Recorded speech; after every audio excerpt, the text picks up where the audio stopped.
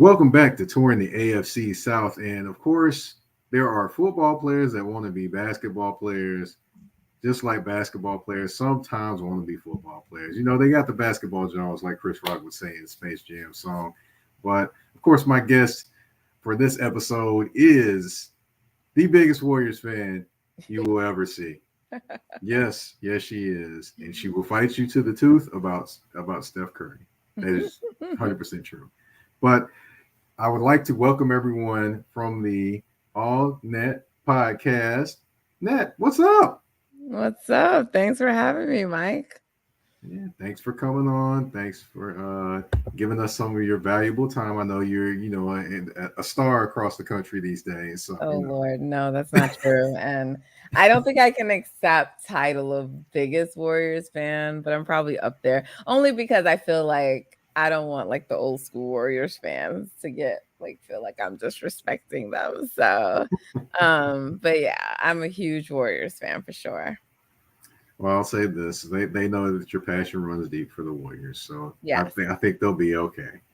Um, so I have to ask, how did you first become familiar with the Golden State Warriors and kind of become a fan of that team? Yeah, I mean, it was because of Steph, but it was like when he came into the league because like he was on the radar from Davidson. And so when he came into the league, I'm a huge point guard girl. Like I love point guards. Point guards are my favorite players typically throughout history. Um and so that's the position I pay like the most attention to. And so I'm always kind of like up on who the PGs are around the league. And Steph was on my radar because like he made some noise at Davidson and he just has a really finesse, flashy style of play, you know? And so I would like watch, just tune in. Like they like the Warriors were just one of the teams I would tune in for. And it was in the beginning to kind of watch stuff. But over time, like I just grew with the team, right? So it was really truly organic, you know. I would say I really closely started watching the Warriors during the 2012-2013 season. So because Steph like was battling injuries early and he wasn't like always playing and stuff like that. So but you just saw the flashes and stuff. So like I'm always fans or kind of pay attention to teams anyway who have black coaches. And so, like, they hired Mark Jackson. It was finally going to be like, okay, season Mark Jackson. Steph had the surgery. His ankles were repaired. So it was going to be like, so I tuned into them. And he didn't disappoint. That was the season he had like his big MSG game, kind of his like breakout to the world. And, so then it was just like, I would like try to catch as many Warriors games as I can. Um, I would also like go to Warriors games like when they came to the East Coast. I'm also a really huge Celtics fan too. So like I go to Celtics games are easier for me to get to because they're on the East Coast. But like whenever the Warriors came to play the Celtics, I always made sure that was like a game that I attended. I would like go up to Boston, go catch that game. And so just stuff like that. And just over time, like I started to develop an affinity for like Clay and then Dre and then Andre came to the team and it was like little by little, like even some of my friends would point it out because you'd hear me talking like, oh, we gotta get, or when, I would talk about the team in terms of we and people like we. And it's just over time, I just like they're my team. I just like embraced it, because I have other players that I've been fans of, like Paul George, for example, is a player I'm a huge fan of, but I've never been like an Indiana Pacers fan or Oklahoma City fan. It's like it was just about Paul George. But with the Warriors, it was just something about them, that like drew me in. And so, yeah, I have been hooked in and I'm not going anywhere. You hear that, y'all? She's definitely hooked in on the Warriors. Definitely. Now, let's kind of fast forward a little bit. You go from not only being a fan of the team, but you talk about the team now with your podcast, Hoopstresses, Golden Spaces. How did that next level kind of get reached for you? Was it by accident or by design? A little bit of both, I guess. It was organic. But I don't think anything happens accidentally, right? So I think this was always what I was destined to be. It just may have not been the destiny that I was aware was for me, right? Because I'm a lawyer by training, and so I work in the legal field, and I've always loved sports, especially basketball. And friends would always tell me, like, start a blog, do this, do that. And then, like, when I joined Twitter, it was because I needed to, like, be with other psycho basketball fans like me. I joined Twitter, but it was like several months before I started to tweet. And it was actually Draymond Green's mom is the reason I joined Twitter, because I used to like look at her tweets, because she used to be a lot more active on Twitter, and I used to like her tweets. But then I guess things were getting crazy, or I don't know. Oh, excuse me, I apologize. And there was a period of time, briefly, where she kind of like made her tweets private, so you couldn't see them unless you were like following her, or she approved you to follow. So I was like, shit. Oh, I'm sorry. I don't know if you can curse on your show. I apologize. You're okay. Shoot. So I just requested to follow her. And so, but I joined Twitter because I had to request to follow her. And then, because there were other people that I would like look at, like some of the media people, and there were just like other accounts that like got on my radar. And so I would like, I wasn't on Twitter, but I would like search Twitter to see, like, did that person say anything? Did they tweet anything? So I kind of had a sense of it. And then eventually I just joined, because I'm just like, Twitter seems fun, and like I can talk to other crazy people like me. So in no way, shape, or form did I ever think like I would develop a following, that anyone would care what I had to say. I just want to be with the other crazies like me. And over time, it just grew. And then my followers were like, yo, Nat, you need to do a pod. Like, people would ask me to guest on pods. And I'm just like, really? Me? And it took some time, but, eventually it evolved, and I got here. And once I leaned into it, then I just became like a full on content creator. And so, I launched All Nat. And just to be clear, because I think it's clear and most people get it, but every so often there are people who don't get it. So my name is Nat. So that's why the pod is All Nat, but I also cover basketball. And so All Nat is a play on All Net. Most people get it, but apparently occasionally some don't. And so even my cover art has me sitting on a basketball net. So yeah. So I launched the pod at the beginning of the 2021-2022 season. And then, like I said, just more stuff came from that. Like the idea for Hoopstresses, that wasn't on my radar. That wasn't one of the things I had planned down the road. But with the emergence of spaces and how big it got, it just felt to me like there needed to be a space for like an all woman space, and there were so many dope women I knew across NBA Twitter and WNBA Twitter, but we're all like siloed and individually doing our thing or covering certain teams. And I'm just like, yo, let's come together as a collective and bring all our voices together. And so I reached out to different people who I thought might be a good fit. They were down, and then we formed Hoopstresses. So that's how that came about. And it ended up, Buzzer wanted to like collaborate with us. And so we do a Spaces series for Buzzer, but we just had a Spaces tonight for the Hoopstresses. And it wasn't like with Buzzer, we just did like our own, personal space. And so, and it got the attention of like national people. Michael Smith, the Hoopstresses were on his radar, which I cannot believe. And so he had us on his show, and we did a takeover. So it's been, pretty cool. And Golden Spaces, again, was just like the natural evolution. I talk a lot of Warriors. I'm in a lot of Warrior spaces. People are like, start hosting your own spaces. A lot of it is what, people come to me and like it's, what the market wants, right? Like I like when you just think about it, it's like, that was the demand. Like people were asking me for it. So I created it with Justin, JG on Twitter, who is my co-host, and it seemed fitting. I think we balance each other. So all of these were just like a natural evolution of me like leaning into being a content creator. And there are other ideas I have that I haven't even brought to the forefront. So Well, we'll And I keep an create eye out for those. non-basketball content too, which has been completely sidelined because I just have so much going on in that world. Yeah. Well, we're very similar in the aspect that I write a lot and wrote a lot, and people ask me over and over again to start a podcast, and this is kind of the birth of that right here.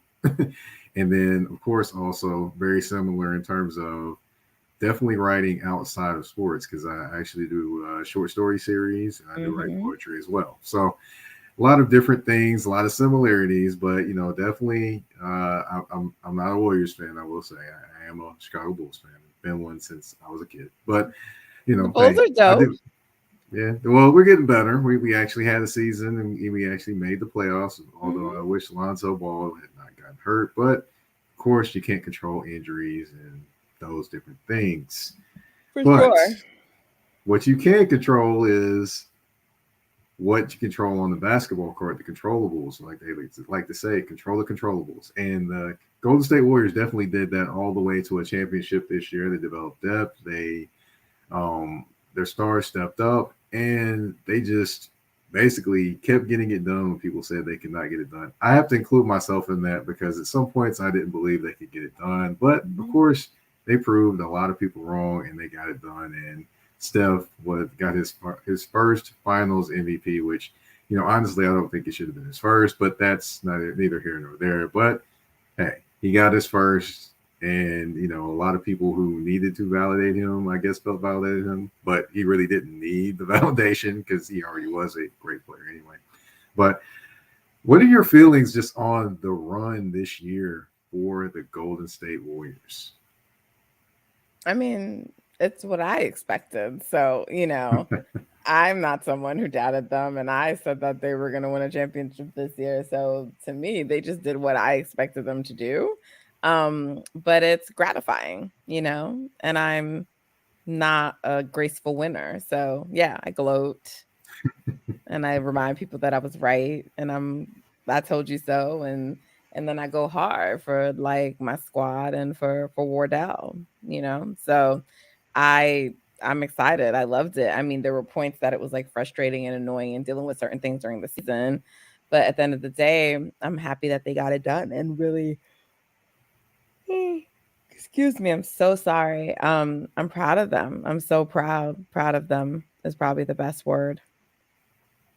Yeah, definitely, definitely. Now, one thing I will point out is that the Warriors did this, and they did this without kind of giving up the farm. A lot of people kind of still go at them or more Kevin Durant joining them when they uh, lost to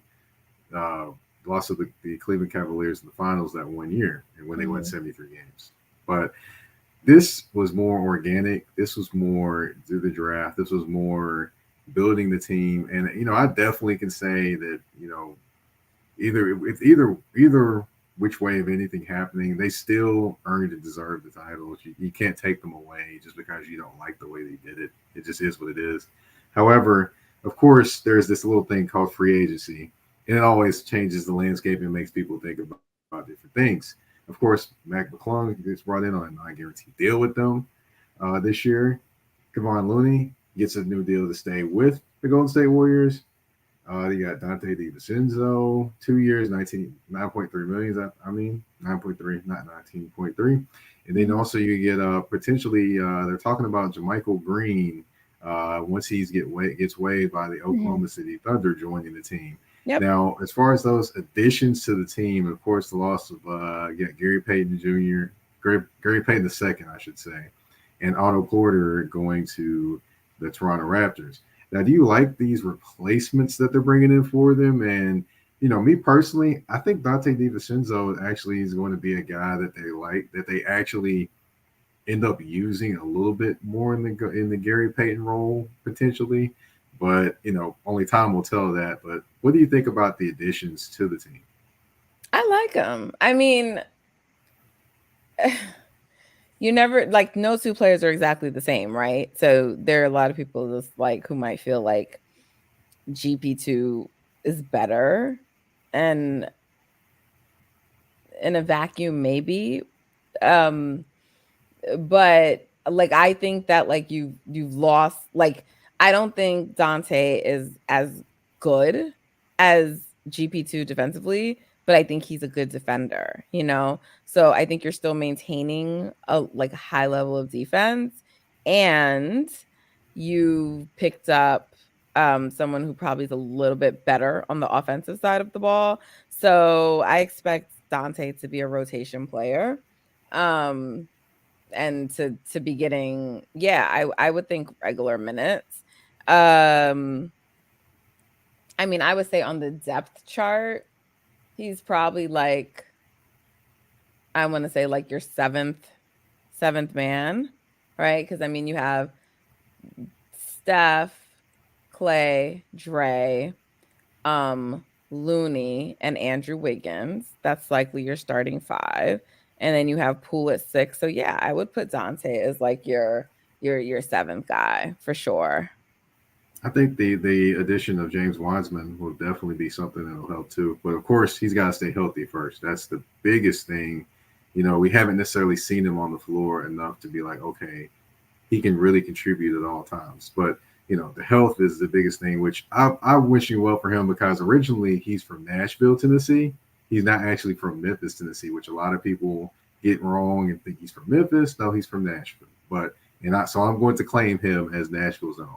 So, Okay. so So I hope he, you're rooting for him. I appreciate that. We need all the good vibes for James Wiseman. Yeah, I mean, I think provided he stays healthy, like you said, I think Wiseman will contribute this year. I think his role is going to be very contained, you know, sort of like the way like when JaVale McGee is here. So I expect that they'll try to get some lobs to him. Um, you know, keep it simple. He'll probably run a lot of pick and roll. So you know, I don't expect him to be like having to worry about like passing the ball too much or things like that. I think they're gonna really look to get him some really easy looks and, you know, spots on the floor that he's, you know, comfortable in.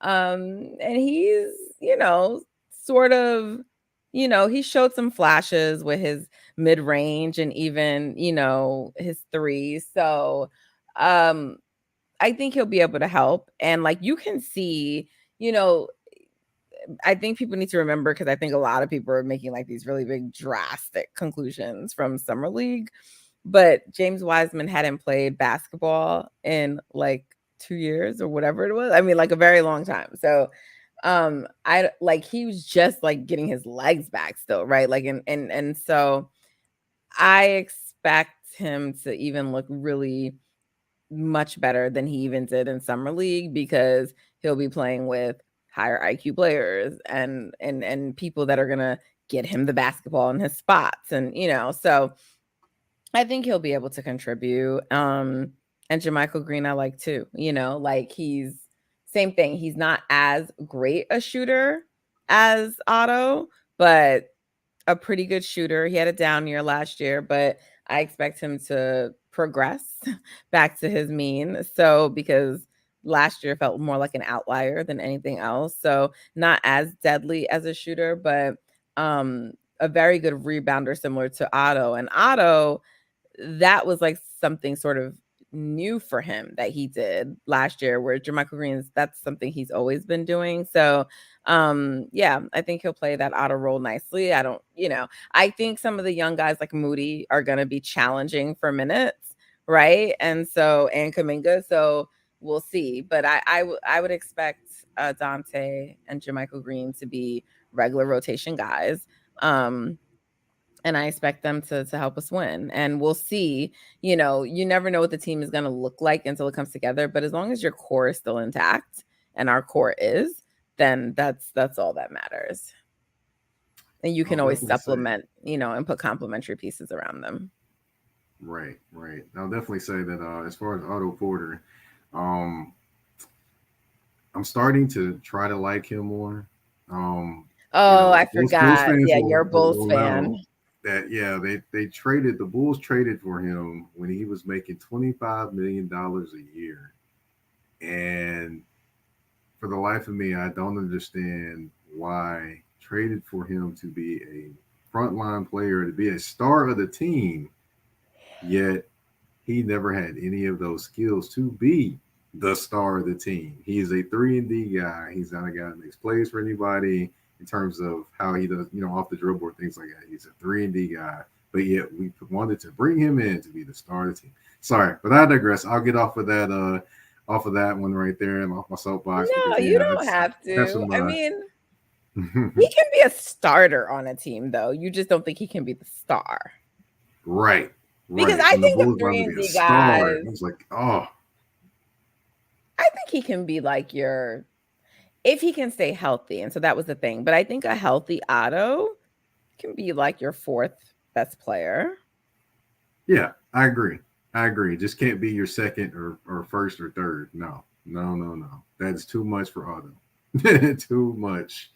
Of course, there was other free agency moves I definitely wanted to get your thoughts on. Rudy Gobert got traded to the Timberwolves for everybody not named Karl-Anthony Towns, Anthony Edwards, and D'Angelo Russell. And I'm still trying to figure out, how did this happen? Is Rudy Gobert really worth all of that? And now they're going to be playing with two centers, Rudy Gobert and Karl-Anthony Towns. And Karl-Anthony Towns is going to prove that he is the big man version, or try to prove he is the big man version of Steph Curry this year, with how far he tries to shoot threes from. I'm probably going to see that this year. Yeah, I mean, I think that Rudy Gobert is the better player than Donovan Mitchell. So,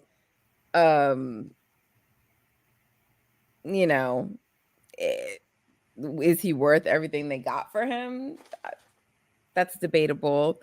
But I think that the Wolves are interesting. I keep thinking about them because I don't think it's about talent, right? Like, I think they were the more talented team than the Grizzlies. They actually should have won that series, but they were just a very low IQ basketball team. So Rudy Gobert will probably raise the IQ level of their team some, you'd hope. But I think for them, what's going to be the difference for them is, can they just be a smarter basketball team? Because if they can, I think, like, they were like a 7-8 seed this year, and they had, like, I think D'Angelo was out of the lineup some, and they were working through things, and now they've upgraded. Like, I can easily see them being like the 5th or the 6th seed. Like, do I think that they're a contender? No, but I think they're like a second round team. But again, that all goes back to, like, can they play smarter basketball? Because Ant-Man's going to take a leap. He's going to take a leap. And they're just tall. Like, they have a lot of length on that team, So I think the Wolves will be a better team next year. But I think a lot just depends on, like, will they play a smarter brand of basketball? Well, I hear you there. I just have my reservations because Rudy always gets taken out of games when the playoff happens. Now, regular season, I'm like, maybe. But regular a lot season. of that is about his back line, right? Like, who's back there, because, like, they leave him out there on the island. Like, they're not defending. I don't think that will be an issue in mini, but we'll see. Yeah, we definitely will, because boy, oh boy, he just can't keep getting out there getting exposed like that. And hopefully it doesn't follow him. But I'm just amazed they have two big men that both have $200 million contracts right now. Wow. But all right, and of course, wanted to mention, of course, the non-moves that are happening right now, which would be those Brooklyn Nets. They just won't go away. But you've got Kevin Durant and Kyrie Irving. One wants to be traded, the other one signed an extension, and we don't know what he wants to do. But yet, there they are. They're in Brooklyn. I personally don't think they're moving anywhere anytime soon, because Rudy Gobert got that much. I can only imagine what Kevin Durant is going to be worth. But I just don't see them moving from Brooklyn. I see them at least being there together one more year. I mean, what do you think in terms of that pairing? Yeah, I think we're gonna see Kyrie and Kevin Durant start the season. And I don't think the Brooklyn Nets should trade them. But because I don't see a path to Kevin Durant getting traded where like the trade is gonna automatically make the other team like the team will get better, but they're also going to lose depth. Whether it's the Suns, whether it's um the Celtics, whoever else has been thrown out there, right? Like they're going to lose a lot of their wing depth in on Phoenix, right? If they trade for him, the defense is going to get worse on the Celtics if you're giving up Jaylen Brown and who else like would be in that deal. So I don't. It's not like a like the reason why like it was different with Golden State is because he was a free agent and he could come there and they didn't really have to give up anything. I mean, I guess if you count like Andrew Bogut, but like they didn't have Or to like really. Harrison Barnes, that's really not a ton for him. Yeah, but that was an upgrade because they play the same Right, position. So it's right. like, you know, you were upgrading Harrison Barnes' role, whereas like you're going to be losing pieces you still need if you do these trades. So, uh, and he's in a weird time because like I don't think people are willing to just give up everything for KD because even though he is Kevin Durant, he's also 34 and he also hasn't played a full season healthy in the last 2 years, right? Like since he's come back from injury. So he was injured and then he came back and he hasn't played a full season yet. So I think there's limits to what teams are willing to give up for him. So I think the Brooklyn Nets best thing is to start the season and then if something's developed sort of like the way like for the Sixers if something eventually developed for Harden, then maybe you trade. But I also think that like you start the season, you start playing, and if they're winning, then it's like maybe we're not going to trade because winning tends to cure all. So we'll see. Yeah, winning is also the ultimate deodorant. That's what I've always heard that one so many times. But all right, so of course we have got in the those few things, a little bit of free agency, but of course, this is a football podcast. We are going to do a smidgen of football talk, Okay. and of course, here's what I got. There's NFL players, like I mentioned. People like to say football players they can play basketball. I'm going to switch that dynamic. I'm going to say basketball players play a certain position in football. I'm going to give you a name of a player, and maybe you could tell me what position you think they would play if they Oh actually God, you're played giving me football. the. I thought I got to pick. Okay, go ahead. Let's see. Okay. All right. I'm going to start with Steph Curry.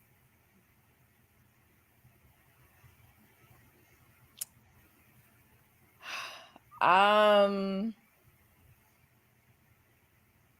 I don't know. I mean, I guess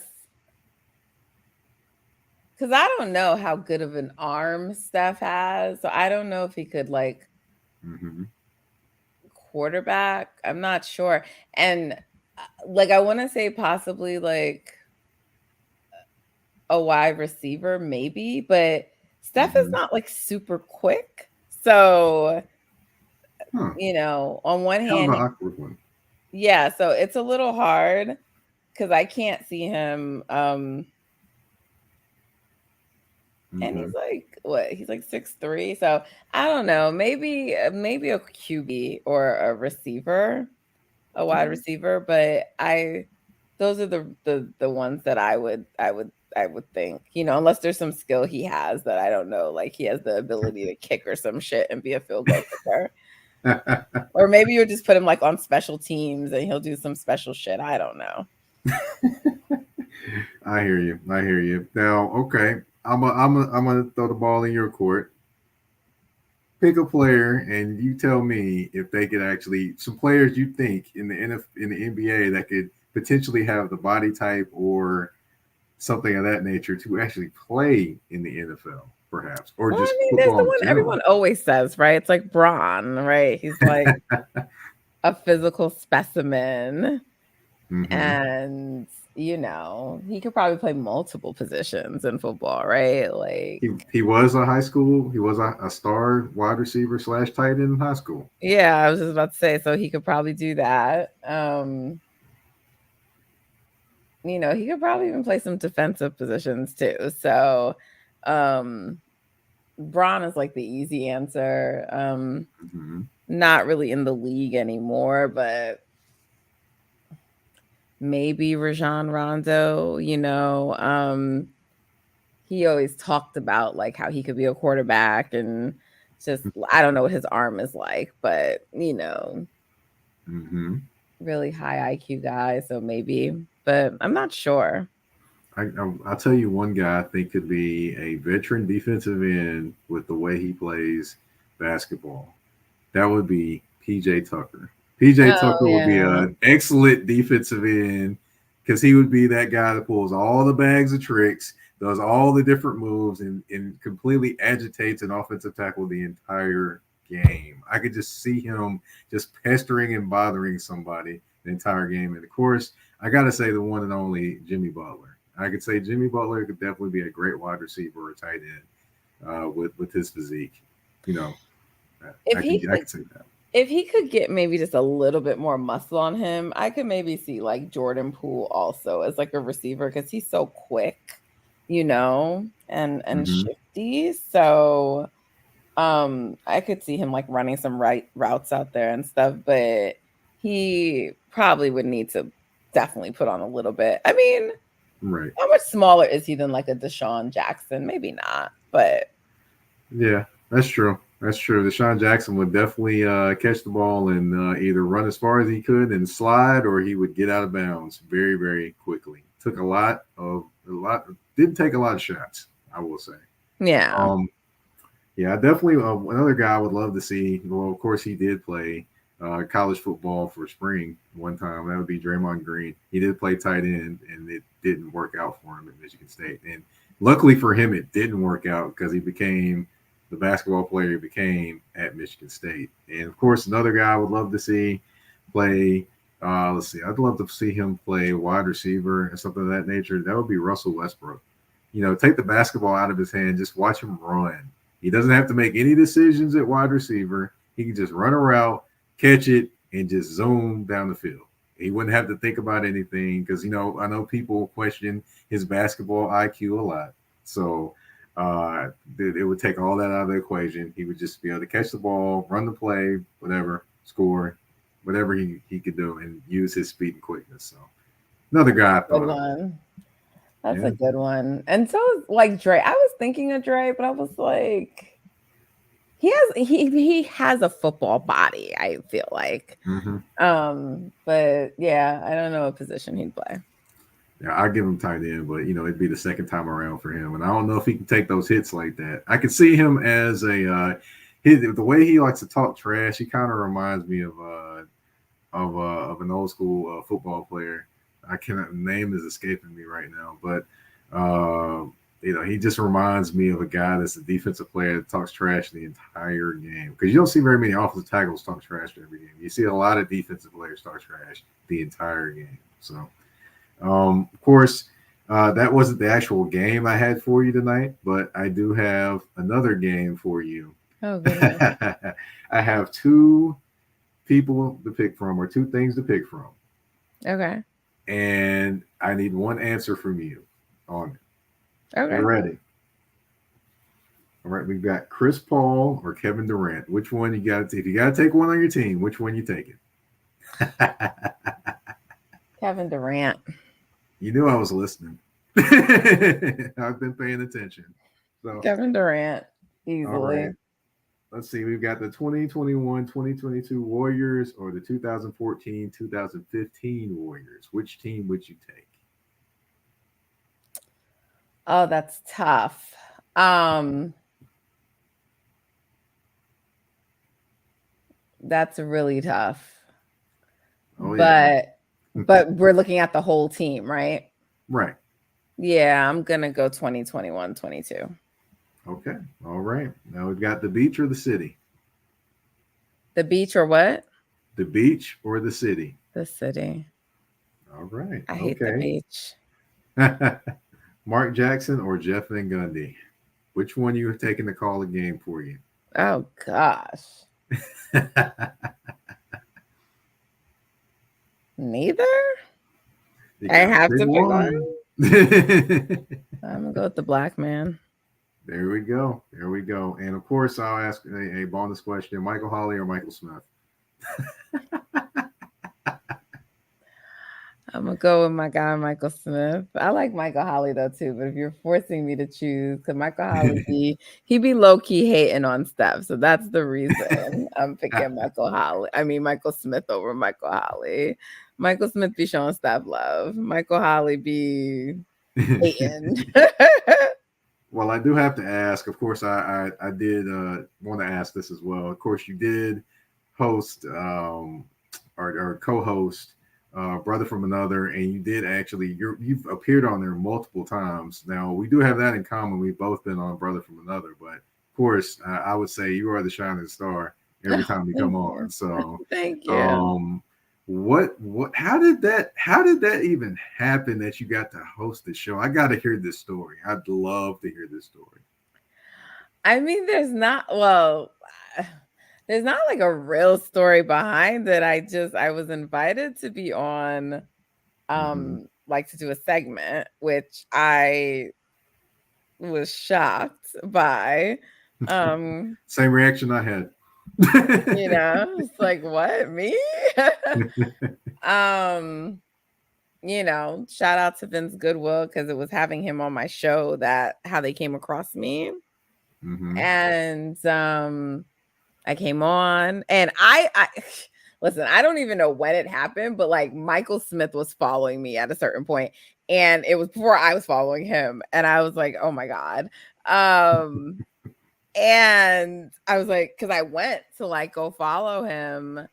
Because I don't always, it's not even like, because I'm actually a huge fan of Michael's, and like when him and Jamel did his and hers. And so it wasn't even that like I wasn't a fan of Michael, but like he doesn't tweet that much, And so I tend to like accounts where people don't really tweet a lot. I tend to like not follow them, because I follow people because I want to see what they're saying on Twitter. So I wasn't following him, but I'm just like, I'm not going to go on this man's show when I'm not like, And I went to look, and he was already following me. I was like, oh my God, Michael's following me.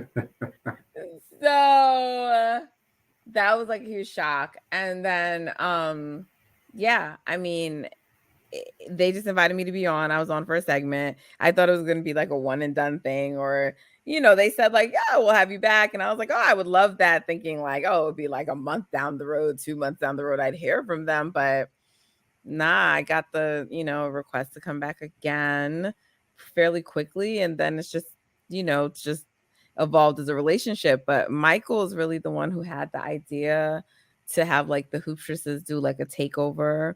He hit me up about it, asked me what I thought, and I was like, we love that. And so we came on, and the Hoopstresses took over, and we hosted, and then